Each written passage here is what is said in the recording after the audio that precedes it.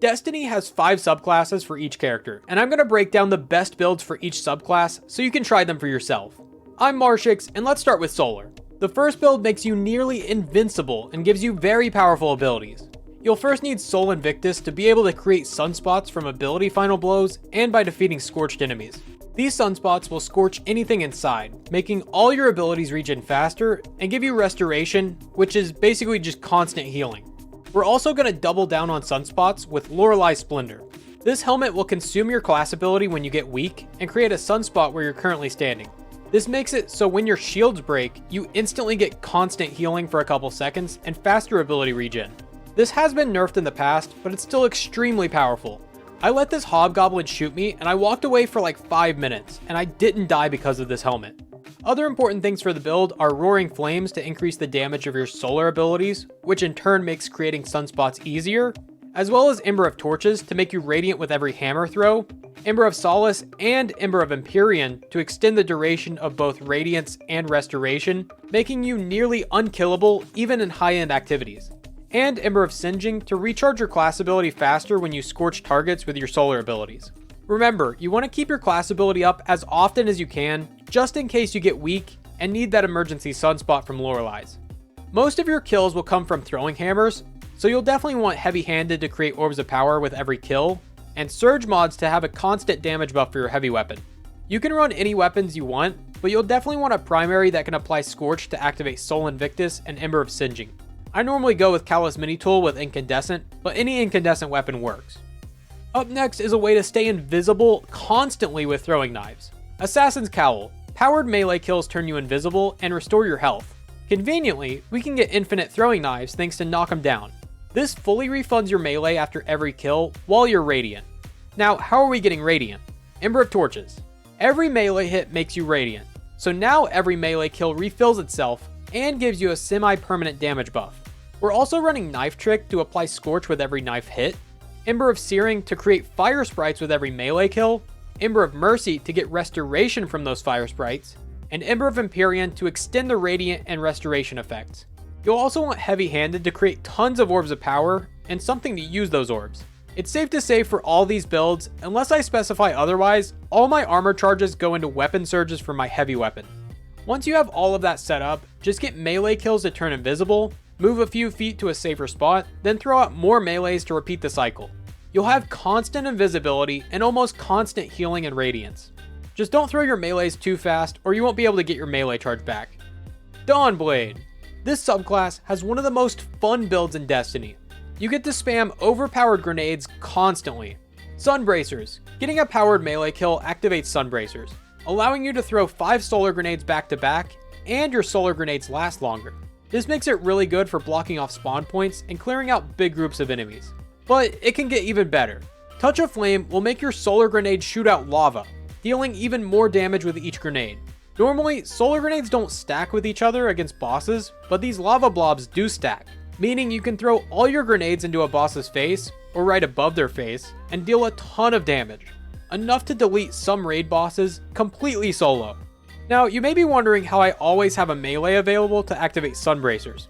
Well, if you're using Heat Rises, kills while you're in the air will restore your melee energy. You only need a couple of kills to get it back, so if you time your abilities right, you can have constant uptime on your melee, and therefore constant uptime on your Sunbracers. We have tons of grenades, so we might as well add in firepower to create orbs from the grenades, Ember of Resolve to heal after every grenade kill, Ember of Ashes to apply more Scorch with grenades and melees, and either a weapon with Incandescent or Sunshot to apply more Scorch with every shot, making it easier to ignite bosses. The other fragments are Ember of Searing to create fire sprites from grenades, and Ember of Mercy to gain restoration by picking up fire sprites. Everything else in the build comes down to personal preference. Okay, moving on to arc builds. This first arc build allows you to destroy everything with one punch. Combination Blow. Powered melee kills increase the damage of your next melee and refills your dodge. Gambler's Dodge. Dodging near an enemy refills your melee. This enables a combo where you go back and forth with your dodge and melee to have constant uptime with both of them, and maintain the full damage buff from Combination Blow. This also pairs nicely with Lethal Current to jolt enemies with your melee after every dodge. This basically makes your melees more powerful and have an AoE to clear out hordes of enemies with a single punch. We're going to continue doubling down on melees by throwing in Liar's Handshake. This will give you more damage and a way to heal after your melees. We also have Heavy Handed to create orbs of power every second, and a shotgun with 1-2 punch to further increase the damage of your melee. This will make it so you can easily melt champions and some bosses. They don't stand a chance. For the fragments, we have Spark of Feedback for even more melee damage, Spark of Resistance for damage reduction while near multiple enemies. It's a melee build, you're always near enemies. And the other two fragments don't matter too much, but I went with Spark of Ions to create ionic traces with every melee, and Spark of Shock to buff your grenades. Impact Induction also helps recharge your grenades with every punch, so you may want to throw that on too. This next build is extremely good and easy to use, just like today's sponsor, Factor. Factor offers delicious food that's ready to eat in only 2 minutes. Pick from a variety of meals, then in less than a week, Factor will deliver them straight to your door. Then you just grab a meal, poke some holes in it, stick it in the microwave for 2 minutes, and it's ready to eat. Factor meals are faster, tastier, and healthier than ordering fast food. And you have a huge variety of meals to choose from with their rotating weekly menu of over 34 meal options and over 36 add-ons like smoothies, desserts, and more. Meal plans range from 6 to 18 meals per week, and you get to customize everything in your box to fit your specific needs. And since Factor meals come pre-prepared, there's no meal prep or cleanup necessary, so you can get right back to that solo flawless dungeon. Use my link or go to go.factor75.com and use code POGMARSHIXJUL50 for 50% off your first box. Once you click, my description will live update to count up the purchases. Check it out now so you don't miss out on this massive deal. I've had dozens of these meals and I know you'll love them. Thank you so much to Factor for sponsoring this video. This build isn't as flashy as the previous builds, but it still puts up some really high damage numbers. Cuirass of the Falling Star. This will increase the damage of your Thunder Crash super by a lot, making it way better against bosses and champions. With multiple people using this, you can even insta-kill raid bosses. It's so good. The remainder of the build is just storm grenades and buffing those storm grenades. Touch of Thunder to make your storm grenades move towards enemies, Spark of Magnitude to make your grenades last longer, Spark of Shock to make your grenades jolt enemies, Spark of Recharge to regenerate grenades while critically wounded, and Spark of Resistance for damage reduction. For the mods, I have Firepower to create Orbs of Power, and Bomber to get grenade energy every time I use my class ability. Like I said, pretty simple build that has Chain Lightning for the neutral game, and a heavy hitting super when it comes time for DPS. Warlocks also have a similar build. All fragments are the same. The aspects I use are Electrostatic Mine to create ionic traces, and Lightning Surge to jolt things. For the exotic, we have Geomag Stabilizers to extend the duration of Chaos Reach. It doesn't directly increase the damage of the super, but it does make it last twice as long, which means it deals double damage. Once again, you have Chain Lightning abilities in the neutral game, and a powerful super when you need to melt a boss or clear a room. Now on to Void builds, starting with Sentinel. The best exotic for Sentinel right now is no backup plans. This will give you overshields after shotgun kills, and while you have an overshield, your shotguns deal more damage. So we're going to pair this with the hardest hitting shotgun in the game, and multiple ways to ensure we always have an overshield. Legend of Acreus. This is a heavy shotgun, so it deals a ton of damage. Plus, it has Trench Barrel to further increase its damage after dealing melee damage. When paired with no backup plans, this is a really good damage option against bosses, if you have an overshield. That's where the subclass comes in. Bastion. Your barricade gives you an overshield. Perfect for this build. Just throw this down next to a boss and get to shooting. Moving on to the fragments, we have Echo of Persistence to increase the duration of overshields, Echo of Starvation to give us Devour, and Echo of Undermining to weaken bosses with our grenades, giving us an even higher damage output. And the last fragment is up to you.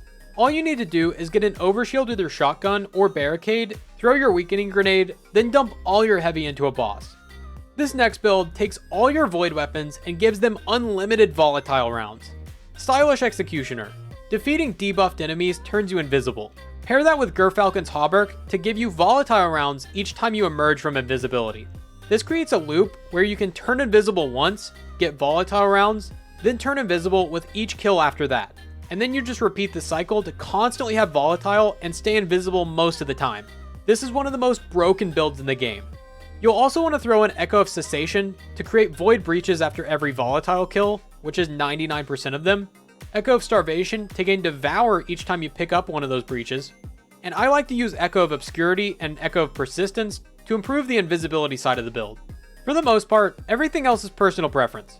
Just make sure you're using void weapons to take advantage of volatile rounds, or else the build literally does nothing special. Titans have overshields, Hunters have invisibility. It only makes sense for the best Warlock build to focus on Devour. So first up, we have Feed the Void. Defeating enemies with Void abilities will activate Devour. If you aren't familiar with Devour, while you have it, any kill will heal you, give you grenade energy, and extend the duration of Devour. So as long as you get kills, you can theoretically keep up Devour forever. The other aspect is Chaos Accelerant. This will allow us to overcharge our grenades to make much larger Vortex grenades. These are amazing for big groups of enemies, blocking off spawn points, and they're even decent for larger targets too. But most importantly, they make it super easy to activate Devour. We can improve these grenades too by using Echo of Remnants to extend the duration of every grenade, Echo of Undermining to weaken enemies hit by the grenade, essentially making it deal more damage, Echo of Instability to give us volatile rounds after every grenade kill, and Echo of Persistence, not for the grenade itself, but to increase the max timer for Devour. Now, that's cool and all, but how do we get grenades back consistently?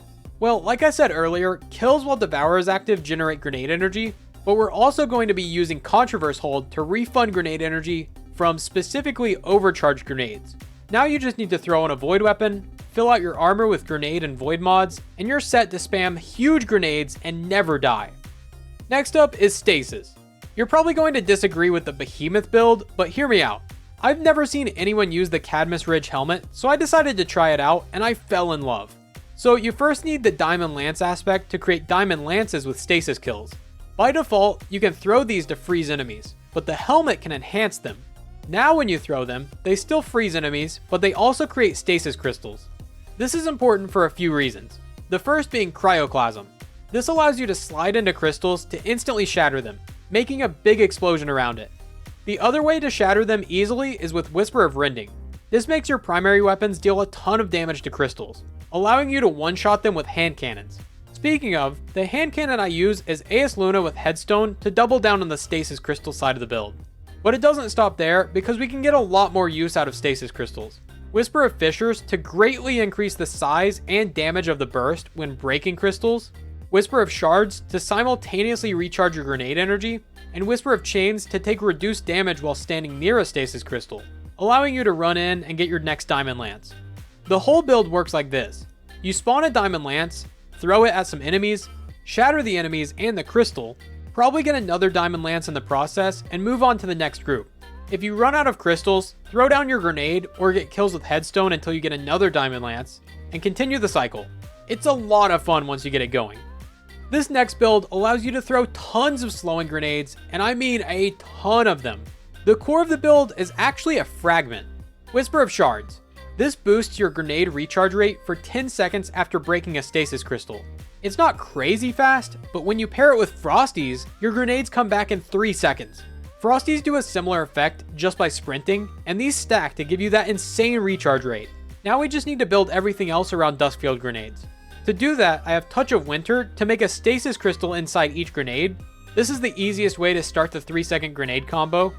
Then I went with Grim Harvest to create stasis shards with basically every kill, and Whisper of Durance to extend the duration of slow effects. The rest of the fragments are there for survivability, but feel free to change these up as you see fit. I also use one grenade kickstart to help ensure I get my grenades back quickly, and everything else is personal preference. So just throw your grenade, shatter the crystal for faster cooldowns, and sprint to activate Frosties for those 3-second grenades. You can now slow down and freeze everything you see with very little setup. Shadebinder. This build allows you to turn your grenades into stasis turrets and freeze anything that moves. First off, you'll need Osmiomancy gloves. These will give you 2 cold snap grenades, but you can convert those into turrets using Bleak Watcher. Having 2 turrets up at once is overkill in most situations, but that's not what we're going for. Having 2 charges means you can use one of them freely, and you can hold on to the second one as a backup if you're ever put into a dangerous situation. This mostly applies to GMs, but it does help out a ton. Now, as you may have noticed from the gameplay, I'm also using Ice Flare bolts to make frozen targets chain their freezing to other enemies when they get shattered. Between this and Bleak Watcher, you can lock down an entire room with very little effort. We also want to get our grenades back quickly, so we definitely need Whisper of Shards and Whisper of Torment to buff the recharge rate of grenades, and it also helps to have Whisper of Fissures to increase the size and damage of shattering enemies, as well as Whisper of Durance to increase the duration of slow effects given by Bleak Watcher turrets. All of this together creates one of the most efficient builds for freezing entire rooms of enemies. All you have to do is throw down a turret and it'll do most of the work. But stasis isn't the only element good for crowd control, because we now have Strand Suspension, which is the main focus for this next build. Drang Slash. Activating your class ability sends out a ripple in reality that suspends anything hit by it. Suspended enemies can't fight back, so you're just free to shoot them. That's pretty good, but you can make it way better with a Buoyant Leap. This makes 3 ripples instead of 1, which makes it way easier to hit multiple targets at once. Now we need a way to get barricades back faster, and the way we're doing that is with Thread of Mind. Defeating suspended targets grants class ability energy. You only need a few kills to fully recharge it, so as long as you place your barricades in decent spots, you'll be able to chain them back to back with little effort. We also have Thread of Continuity to increase the duration of suspension effects, Shackle Grenades to have a backup way of suspending targets, Thread of Generation to get those grenades back quicker, and Thread of Warding because Woven Mail is too good to pass up. None of the mods are absolutely necessary, but Utility Kickstarter may help you if you struggle to get your barricades back consistently. This next build does something similar, but even better. 6th Coyote. You gain a second dodge charger, and we want that because of Ensnaring Slam. This will convert your dodge into a dive that suspends anything in its radius. Being able to slam the ground to stop everything around you is really strong, and you have 2 of those dives. Then, just like the previous build, we're getting our class abilities back extremely fast with Thread of Mind. So you just need to dive into a group of enemies, get a couple kills on the suspended targets, and move on to the next group. You rarely encounter a situation where you can't suspend everything. It's borderline overpowered. We also have the same fragments as the Titan build, and you should probably use Shackle Grenade as a backup in case you somehow lose both of your dodges. Warlocks also have a really strong suspension build using Mind Spun Invocation and Shackle Grenade, but I much prefer Threadlings. You can consume your Threadling Grenade to summon 5 Threadlings. Then, as you shoot, these will jump off and deal damage to anything they hit. This also stacks with Weaver's Call to deploy all your Threadlings plus 3 whenever you cast your Rift. This means you can send out up to 8 Threadlings at once. This can easily wipe out large groups of enemies, or just take out a chunk of a boss's health. For the rest of the build, we need to focus on getting grenades back quickly and enhancing our Threadlings. First, we have Verity's Brow to give you grenade energy whenever you get kills with strand weapons. You also need a strand weapon with Demolitionist for another source of grenades, and if you happen to have Hatchling on that same weapon, you can create even more Threadlings. Grenade Kickstart also helps you get grenades back quickly, as well as Thread of Generation just by dealing damage. You'll also want Thread of Rebirth to spawn even more Threadlings with strand weapons, and Thread of Evolution to make all your Threadlings deal more damage and travel further. Now you can command an entire army of essentially mice strapped with C4.